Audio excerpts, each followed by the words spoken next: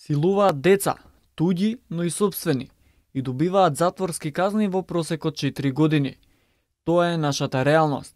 Според анализата на податоците од посебниот регистар на лица осудени за сексуална злоупотреба на малолетни лица и педофилија, што ја презентира министерот Спиро Ристовски, најстрого изречена казна за сексуална злоупотреба на малолетно лице е 15 години. Но во просек, најчесто изрекувана е казната затвор во траење од 4 години. За трговија со дете, највисока е казната затвор од 8 години, а најниска изречена казна е година затвор и е изречена само во 1,9% од вкупниот број на сторители на овие монструозни дела. Премали казни за оние кои уништуваат детски животи, согласни се голем број на невладини организации и експерти. Жртвите за секојаш ќе ги носат лозните и траумите од пеколот низ кој поминале. Потребни се повисоки казни. Еден од најголемите поборници за повисоки казни на педофилите е министерот за труд и социјална политика Спиро Ристовски.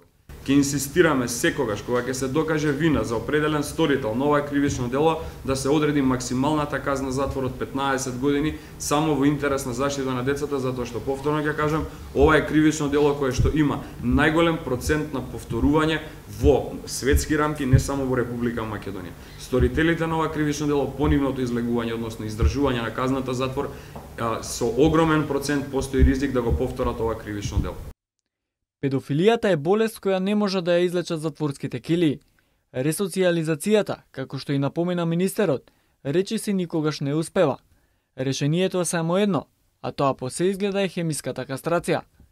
Хемиската кастрација е задолжителна за педофили во Полска, Русија, Молдавија, Чешка и во некои сојузни држави во САД.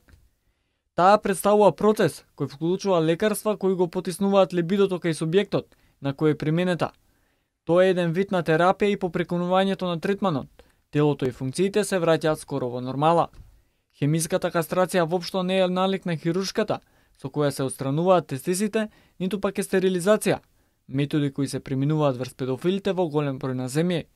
Со оглед на тоа за какви монструми станува збор, ова е можеби и премногу хумано решение.